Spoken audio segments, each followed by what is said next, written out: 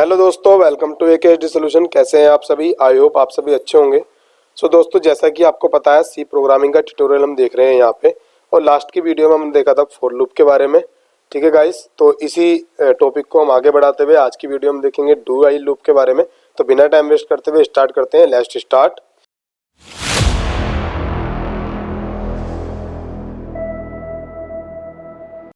So guys, मैं आ गया हूँ अपने नोट्स में। तो थोड़ा नोट्स में प्रॉब्लम आ रही है, मैं इनको एक बार सही कर ले रहा हूँ यहाँ से। ठीक है गाइस, अभी क्या हो रहा है कि हमारे नोट्स यहाँ से थोड़ा आउट ऑफ बॉर्डर जा रहे हैं। हाँ ठीक है, अब हमारे सही हो गए। तो देखिएगा यहाँ पे हमारा सबसे पहले क्या है, डू वाइल लूप। आज हम देखना है डू वाइल लूप के बारे में हम देखेंगे। हमने पहले वाइल लूप के बारे में देखा, फोर लूप के बारे में देखा। आज हम डू वाइल लूप के बारे में देखेंगे। चेंजेस कुछ नहीं है गाइस, मैंने आपको बताया था कि जो प्रोग्रामिंग आप ऑल लूप से कर सकते हो, वही प्रोग्रामिंग आप डिफरेंट लूप से भी कर सकते हो। बट क्या है कि अकॉर्डिंग टू सिचुएशन हमें इनको यूज करना होता है। थोड़े थोड़े चेंजेस हैं जो आपको मैं बताऊंगा। आप यहाँ पे थ्योरी अच्छे से रीड कर लीजिएगा उसकी, तो उसके बाद मैं आपको इसको समझाना चाहता हूँ। ठीक है, तो सबसे पहले क्या है कि देखिए डू वाइल लूप क्या है गाइस। सबसे पहले इसका सिंटैक्स देखेंगे हम यहाँ पे, जो कि क्या है कि सबसे पहले देखिएगा डू, उसके बाद यहाँ पे हमने करली ब्रैकेट स्टार्ट किया, उसके बाद क्लोज किया, बीच में हमने स्टेटमेंट लिखी। अब उसके बाद लास्ट में देखिएगा गाइस, यहाँ पे मैं एक बार इसको रेड कर दे रहा हूँ यहाँ से। ठीक है, जिससे कि आपको समझ में आ जाए। हम रेड नहीं, हम कोई और कलर यहाँ पे लेंगे, क्योंकि रेड हमारे पास पहले है। तो ये वाली एग्जीक्यूशन हमको करनी है यहाँ से कलर। ठीक है, इसके लिए मैं यहाँ पे येलो कर, सॉरी येलो अच्छा नहीं लगेगा,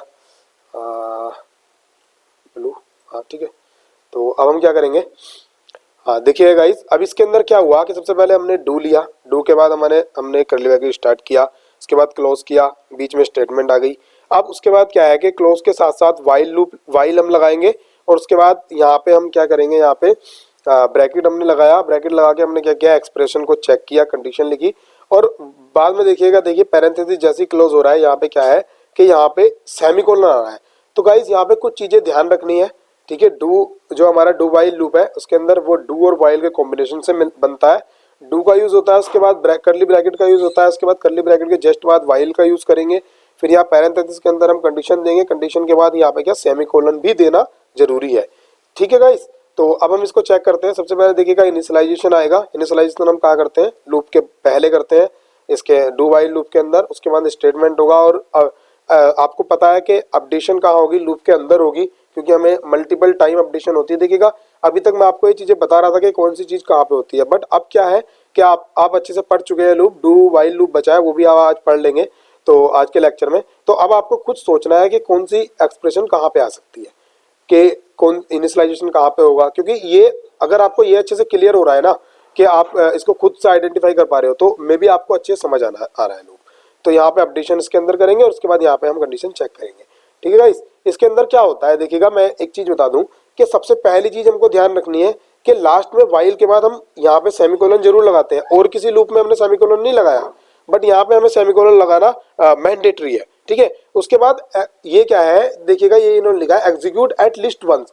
तो इसका मतलब क्या है, इसका मतलब ये है कि कंडीशन चाहे ट्रू हो या चाहे फॉल्स हो, कंडीशन चाहे ट्रू हो या फॉल्स हो, बट एक बार एग्जीक्यूट जरूर होगा। अब कैसे होगा, क्यों होगा, वो मैं आपको बता दे रहा हूँ। इसके नोट हम बाद में पढ़ेंगे, पहले हम यहाँ इसके लिए एक प्रोग्राम बनाएंगे। अब गाइस हमने क्या हुआ था, नेचुरल नंबर हमने रिपीट कर लिए थे, 0 to 10 तक हमने फाइंड कर लिए थे, बट 10 से 0 तक आ गए थे। तो आज के जो लेक्चर है इसका डू वाइल का, तो इसमें हम क्या करेंगे, एक डिफरेंट प्रोग्राम बनाएंगे। सबसे पहले मैं फाइल बना ले रहा हूँ। ठीक है, ये मैं लूप _3 के नाम से मैं फाइल बना ले रहा हूँ, और इसके अंदर हम क्या करने वाले हैं मैं आपको अभी बता दूंगा। इसके अंदर हम पहले मैं वैसे स्ट्रक्चर लिख लूँ, स्ट्रक्चर यहाँ पे लिखेंगे stdio। ठीक है, और उसके बाद क्या होगा, इंट मैन। ठीक है गाइस, अब उसके बाद क्या रिटर्न हम करा देंगे 0। रिटर्न का फंडा आपको क्लियर ही है।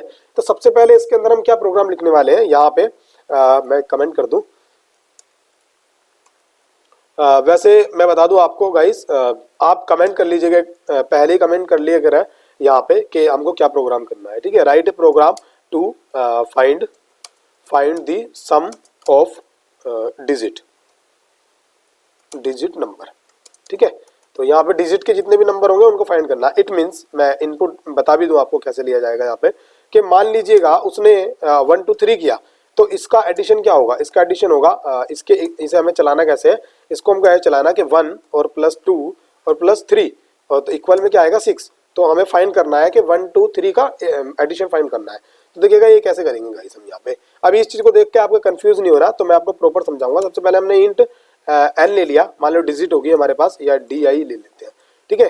उसके अंदर हम क्या करेंगे, सबसे पहले स्कैनर करेंगे। स्कैनर कर तो आपको क्लियर ही होगा कि सबसे पहले मैं प्रिंट एफ के अंदर मैसेज दूंगा एंटर दी डिजिट, ठीक है गाइस।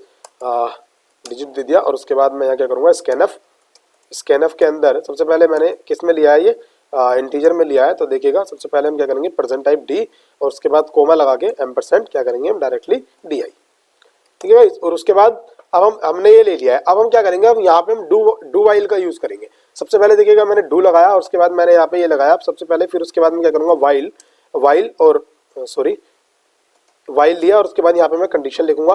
कंडीशन मेरी डिजिट जो है, डिजिट जब तक मेरी ग्रेटर हो कितने से, 0 से, ये मैं यहाँ कंडीशन लगा दूंगा। कंडीशन क्यों लगाऊंगा मैं आपको बता दूंगा, या अभी के लिए कंडीशन देखिएगा गाइस, मैं कंडीशन हटा दे रहा हूँ यहाँ पे।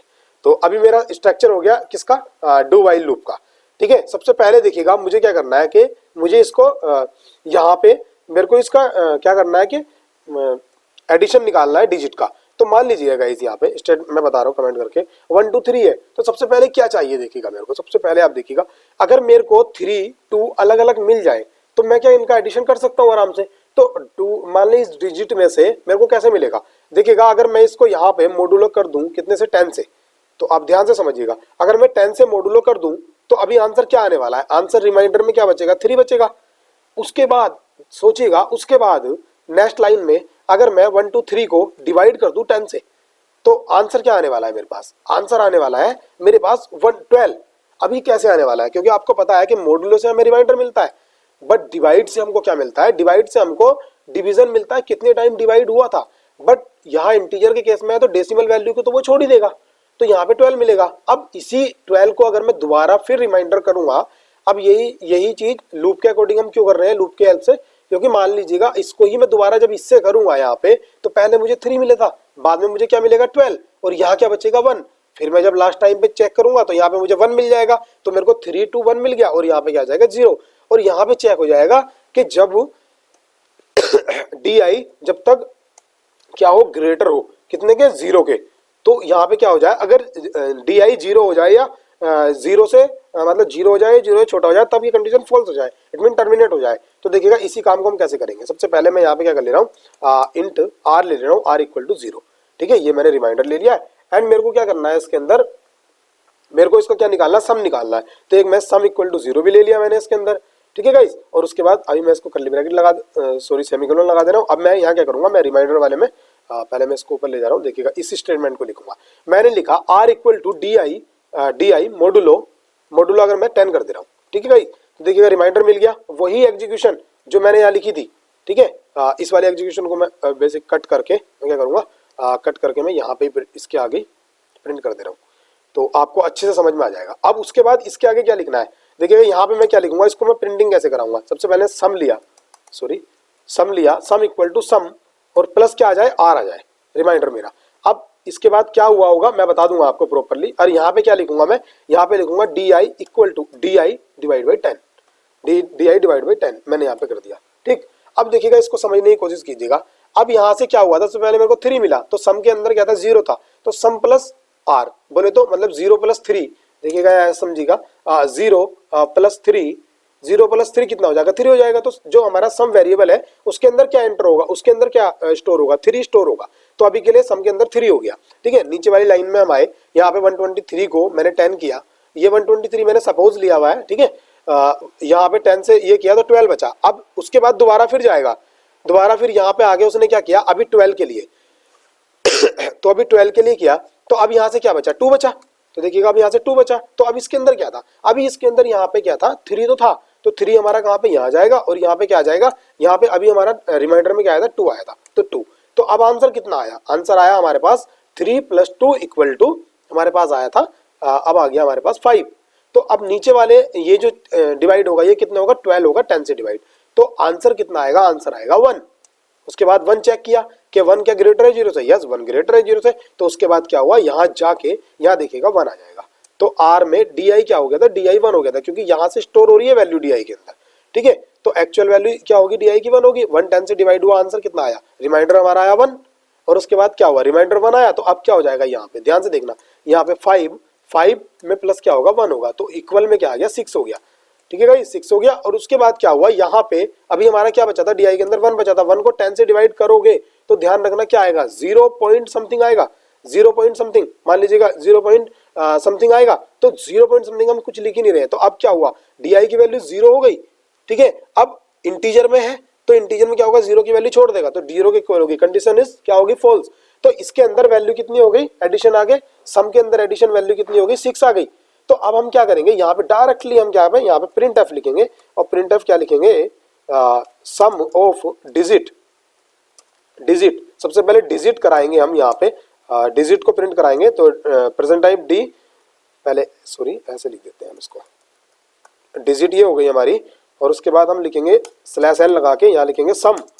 तो सम के अंदर हमारा क्या आएगा, सम के अंदर प्रेजेंट टाइप डी लगाएंगे, पहले हम डी आई को प्रिंट कराएंगे, सॉरी यहाँ से डिजिट हम क्या करेंगे, यहाँ से एक कॉपी भी कर लेंगे हम डिजिट को, यहाँ से, यहाँ पे मैंने इंट डी आई 2 के नाम से, 2 के नाम से वेरिएबल बनाया, इक्वल में डी आई कर लिया, क्योंकि डी आई की वैल्यू चेंज हो रही है एक्चुअल में, तो जब चेंज होती रह रही है तो हम उसको कर नहीं पाएंगे। तो यहाँ पे मैं क्या करूंगा, डी आई 2 प्रिंट कराऊंगा, यहाँ पे मैंने डी आई 2 प्रिंट कराया, और उसके बाद मैंने क्या प्रिंट कराया, सम प्रिंट कराया। तो देखिएगा अब सम प्रिंट करा दिया। अब मैं क्या कर रहा हूँ, इसके अंदर मैं यहाँ पे मैंने मेरा जो प्रोग्राम है मेरा अच्छे से यहाँ पे क्या हो गया, पूरा इंप्लीमेंट हो गया। अब मैं क्या करूंगा, सेव करूंगा, सेव करके मैं इसको चलाऊंगा। ठीक है गाइस, और उसके बाद क्या है, इसने कहा एंटर डिजिट, पहले मैं 123 ही कर ले रहा हूँ, तो उसके बाद आंसर क्या है, आंसर आया है 6, तो आंसर हमारा सही है। अब गाइस आपको क्या करना है, ये कोड अच्छे से देखिएगा, आपको अगर मेरे को क्लियर है कि आपको एक बार में समझ में नहीं आया होगा ये वीडियो, आप इसको दोबारा देखिएगा और अच्छे से इसको इंप्लीमेंट कीजिएगा, और इंप्लीमेंट करने के बाद आप चाहे अपनी इच्छा से कुछ भी डालिएगा। देखिएगा मैं दोबारा इसको रन कर ले रहा हूँ, और रन करने के बाद मैं क्या कर रहा हूँ, यहाँ पे ये डाल ले रहा हूँ। ठीक है, 5 6 7 आंसर क्या आना चाहिए, हमारा आंसर आना चाहिए ये 11 7, ये हो गया 18 आंसर आना चाहिए। मैं एंटर मार रहा हूँ, मेरा 18 आंसर आया, देखिएगा। सो गाइस मैंने आपको अच्छे से क्लियर किया। अभी मैं दोबारा हम अपने कोड में चल रहे, सॉरी टेक्स्ट में चल रहे, जहाँ पे हमारा कुछ हमको अभी देखना था, तो अब हम इसको देख ले रहे हैं अच्छे से क्या है हमारा लास्ट में। तो इन्होंने कहा नोट में इट ऑलवेज एग्जीक्यूट 1 टाइम। तो देखिए गाइस मैं एक लाइन हर किसी लूप में बता रहा था, लास्ट के 2 लूप में मैंने बताया कि वो एक भी टाइम नहीं चलते जब कंडीशन फॉल्स होती है, बट ये हमारा डू वाइल एक ऐसा हमारा लूप है जो एक टाइम जरूर चलता है। जब हमारी कंडीशन फॉल्स होती है तब हमारा जरूर चलता है एक टाइम। पहले वो चलेगा, चलता भी वो क्यों है वो देखिएगा, आप खुद समझ सकते हैं कि पहले वो अंदर आया, डायरेक्टली अंदर आ गया लूप, और उसके बाद में चेक होती है, कंट्रोल के अंदर आने के बाद चेक होती है कंडीशन ट्रू है कि फॉल्स है, तो इस वजह से एक बार ही जरूर चलता है। ठीक है गाइस, तो आपसे अगर कोई कहे कि ऐसा कौन सा लूप है या ऐसा कौन सी स्टेटमेंट है लूप की जो एक बार जरूर चलती है, चाहे कंडीशन ट्रू है फॉल्स है, तो आप बता सकते हैं डू वाइल स्टेटमेंट जो है हमारी वो एक बार जरूर चलती है गाइस। ठीक है, उसके बाद क्या आया, उसके बाद दूसरा हमें दिया control variable must be initialize before loop. तो देखिएगा वेरिएबल हमने कहा यहाँ पे इनिशियलाइज किया है, मैंने आपको उसमें ही बता दिया है एग्जाम्पल के थ्रू। उसके बाद इट इज एग्जिट कंट्रोल। अब आपको यहाँ पे ये चीज ध्यान रखनी, देखिएगा पहले जो वाइल लूप था वो हमारा था क्या, वो एंटी कंट्रोल था, क्योंकि उसमें हमारी यहीं पे कंडीशन चेक होती थी। फॉर लूप में हमारा मोस्ट पॉपुलर लूप है, ठीक है, उसको हम ऐसे बोल सकते हैं। और डू वाइल लूप क्या है, एग्जिट कंट्रोल, के इसकी जो कंट्रोल होता है ना इसका लूप का, वो कहाँ पे होता है, लास्ट में होता है। ठीक है गाइस, सो गाइस मेरे हिसाब से आपका डाउट प्रॉपर क्लियर हो गया होगा। अगर डाउट अगर आपका अभी भी क्लियर नहीं हुआ तो आप डायरेक्टली हमारे पास मैसेज कर सकते हैं, यहाँ पे कमेंट कर सकते हैं, और काफ़ी सारी सोशल मीडिया मैंने आपको दी भी है। ठीक है, आप वहाँ के जरिए डायरेक्टली हमारी टीम से सपोर्ट ले सकते हैं। सो गाइज अगर आपको लेक्चर अच्छा लगा हो तो लाइक करें, शेयर करें, सब्सक्राइब करें, और चैनल को सब्सक्राइब करना बिल्कुल भी ना भूलें। सो गाइज मिलते हैं नेक्स्ट वीडियो में। Thanks for watching.